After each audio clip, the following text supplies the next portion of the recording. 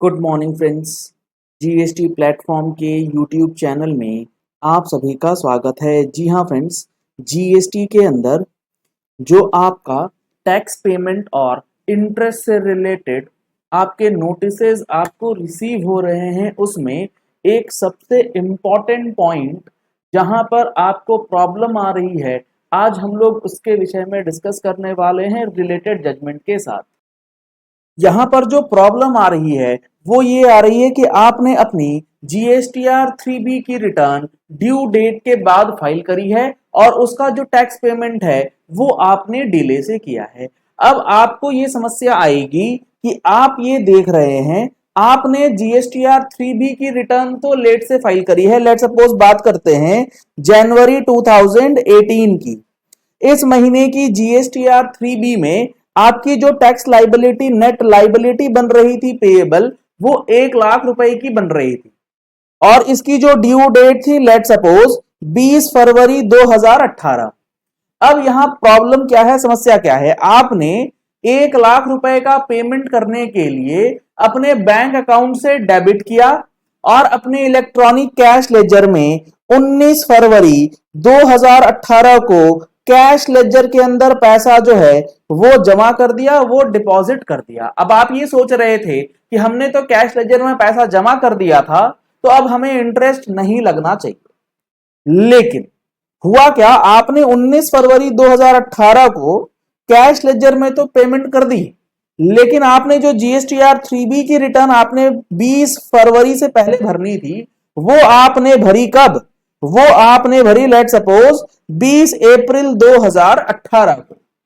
और अब यहां इंटरेस्ट का जो नोटिस आ गया आपके पास कि आपने टैक्स का पेमेंट 20 फरवरी को ना करके 20 अप्रैल को करा है, तो फरवरी से मार्च और मार्च से अप्रैल, इस 2 महीने का इंटरेस्ट आपको पेमेंट करना होगा, क्योंकि आपकी रिटर्न फाइलिंग 2 महीने के बाद हुई है। इसका मतलब ये 1 लाख रुपए का पेमेंट आपने 2 महीने डिले से किया है। अब आप कहते हैं कि नहीं भैया, हमने तो कैश लेजर में पेमेंट कर दिया था।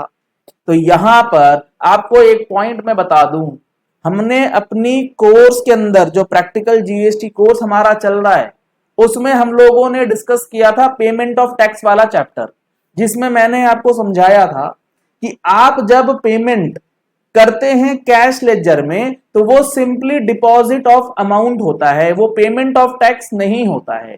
पेमेंट ऑफ टैक्स तब होगा जब हमने सेक्शन 39(7) डिस्कस किया था, जहां ये बताया गया था कि आपको टैक्स पेमेंट कब तक करना होता है, उसकी ड्यू डेट या रिटर्न फाइलिंग की ड्यू डेट जो रहती है वो रहती है on the due date of return file.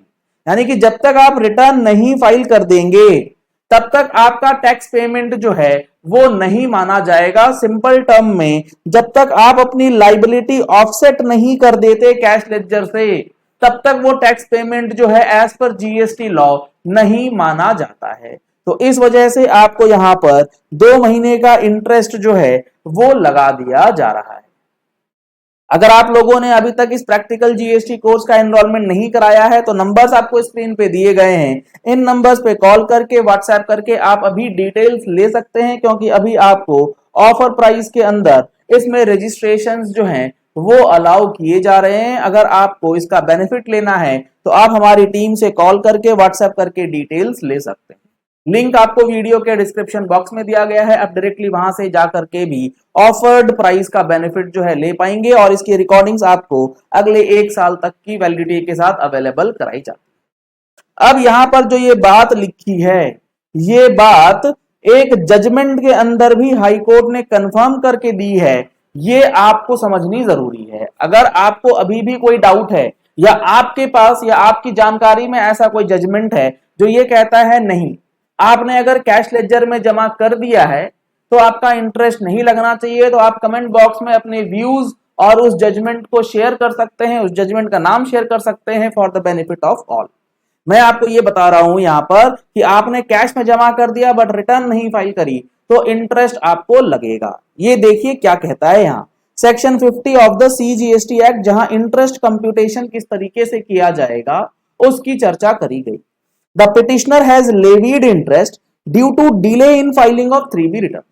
Return filing जो है वो डिले से करी गई। The petitioner contended no interest could be levied on tax which was deposited by the petitioner prior to the due date of payment of tax, that is prior to the due date of filing 3B return.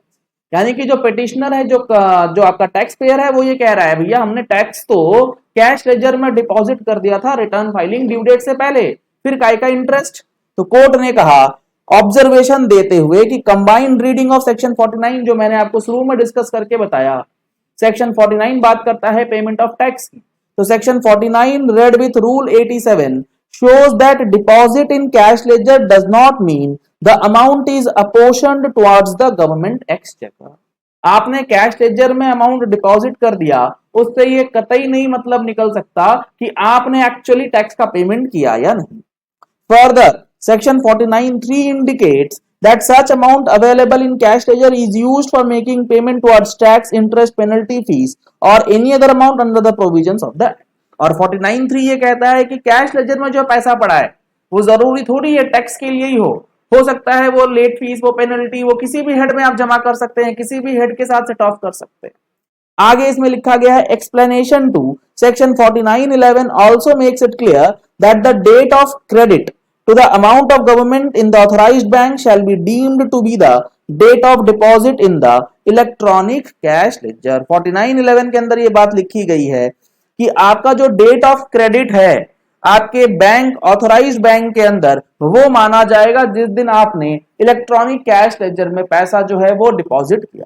The deposit in electronic cash ledger therefore does not amount to payment of tax liability। यानी कि deposition in cash ledger को आप payment of tax कभी भी नहीं मान पाएंगे। Under the act, no person can make payment of tax prior to filing of 3B return through such deposits may be made or lying in his electronic cash ledger। यानी कि बार बार एक चीज ये रिपीट कर रहे हैं कि भैया आपके 3B की फाइलिंग नहीं हुई, उसके पहले आप ये कभी नहीं कह सकते कि आपने जो है टैक्स का पेमेंट किया है, वो सिर्फ और सिर्फ डिपॉजिशन जो है वही माना जाएगा। इसके बाद सेक्शन 50 की डिस्कशन में ये बताया गया है कि interest on tax payable during the tax period and declared in the return for the said period furnished after the due date in accordance with the provisions of section 39 shall be payable on the portion of tax which is paid by debiting the electronic cash. तो interest किस पे लगता है? Interest सिर्फ उसी portion पे लगता है जो कि पोर्शन आपका अनपेड रह गया था bye debiting the electronic cash ledger. यानी कि आपने जब तक इलेक्ट्रॉनिक कैश लेजर में जमा किया 1 लाख रुपया डेबिट नहीं कर दिया, उस पीरियड तक के लिए इंटरेस्ट आपको सेक्शन 50 के अंदर जो है वो तो भरना ही पड़ेगा।